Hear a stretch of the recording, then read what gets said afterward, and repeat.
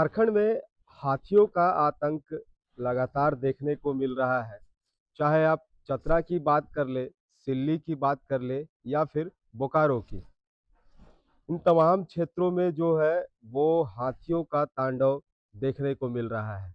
बीते दिन की अगर बात करें तो बीते दिन भी बोकारो के ही गोमिया क्षेत्र में हाथी का तांडव देखने को मिला, जहां हाथियों के झुंड ने घरों को तबाह किया और साथ ही साथ व्यक्ति को भी क्षति पहुंचाया है।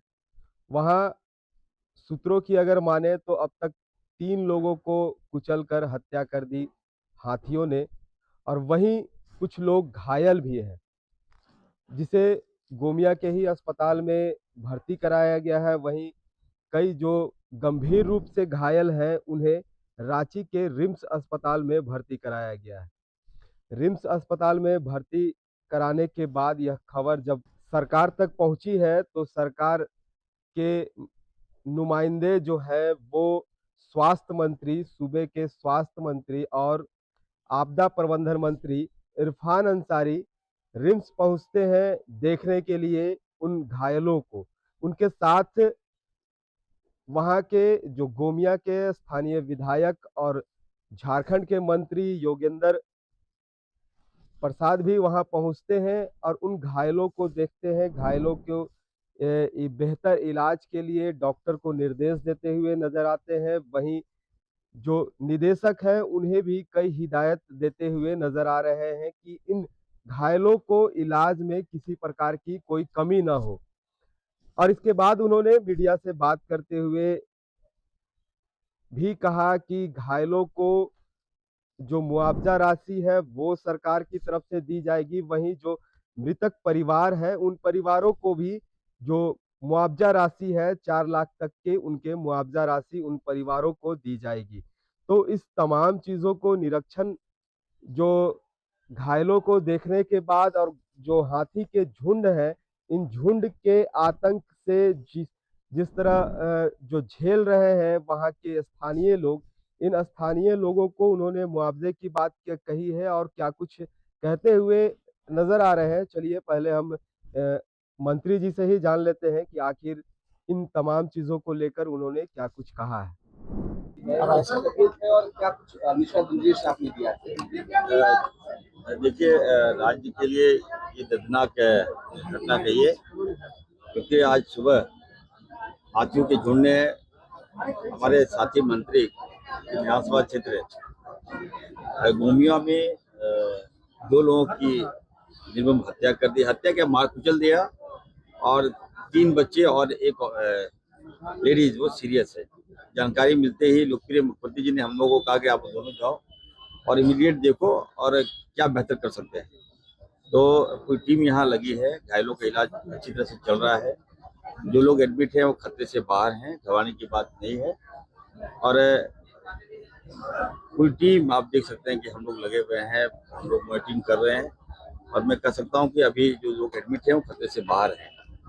दूसरी बात यह कि हाथियों के झुंड से हम लोग काफी परेशान हैं, न केवल इनके विधानसभा क्षेत्र, हमारे विधानसभा क्षेत्र में भी ये हाथी वहां जाएगा, वहां लोग जल देता है। तो कैबिनेट में हम लोग मुख्यमंत्री से मेरी बात हुई थी, सबकी बात हुई थी कि आखिर इसकी वैकल्पिक व्यवस्था क्या है। हाथी आए दिन लोगों को मार रहा है, लोगों की जान जा रही है, बच्चों की जान जा रही है, तो जान से बड़ी कीमत तो कुछ नहीं हो सकता। तो इस पर हम लोग वैकल्पिक व्यवस्था बताया कि हम लोग वैक्सीनेशन कराकर जो हाथी है उसको हम लोग यहाँ से दूसरे राज्य भेजेंगे।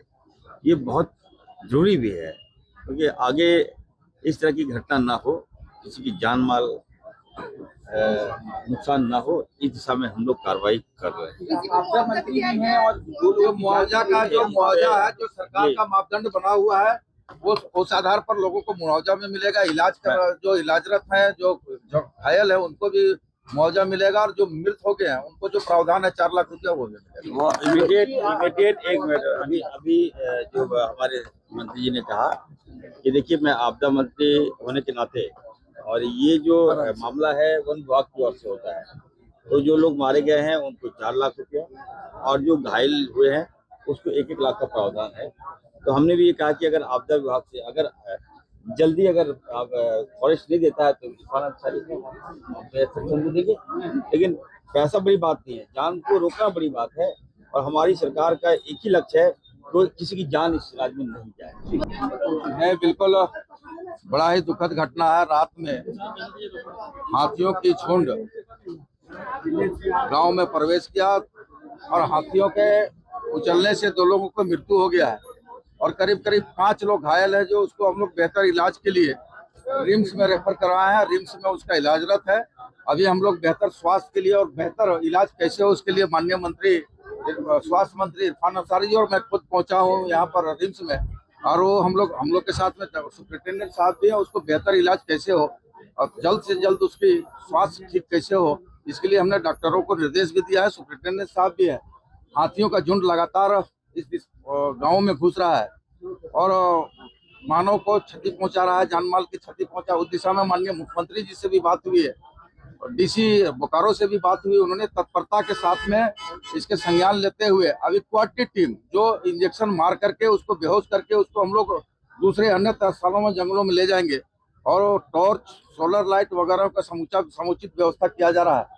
और चूंकि हाथी है जंगल में, कब किधर पलायन करता है, उसकी रोकथाम के लिए हम लोग आवश्यक कदम भी उठा रहे हैं। तो ये थे योगेंद्र प्रसाद और आपदा प्रबंधन मंत्री और स्वास्थ्य मंत्री इरफान अंसारी, जिन्होंने जो घायलों को लेकर मुआवजे की बात की। लेकिन सबसे बड़ा सवाल यह उठता है कि आखिर इन घायल हाथियों का जो तांडव है वो तो देखने को मिल रहा है।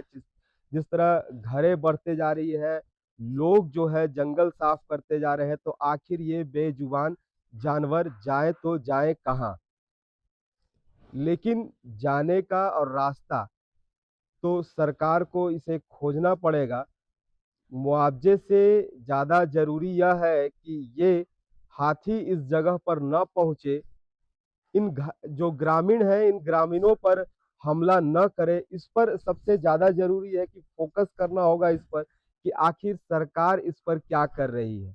जिस तरह हाथियों को भगाने की भी बात कर रहे हैं, तो हाथी जाए तो कहाँ जाए, इसे एक सुरक्षित वैकल्पिक जगह देनी चाहिए। वहीं जो यहाँ ग्रामीण रह रहे हैं, या तो उन ग्रामीणों को वैकल्पिक स्थान पर पहुंचाया जाए ताकि हाथी उनके जो घर है वहां तक न पहुंचे। तो सरकार को इन तमाम चीजों को लेकर विचार करने की जरूरत है कि आखिर इस पर क्या कुछ निकाला जा सकता है। रांची से एचएनएन के लिए जयंत कुमार। अगर आपको हमारा ये वीडियो अच्छा लगा तो इसे लाइक करें, शेयर करें और हाँ, सब्सक्राइब करना ना भूलें।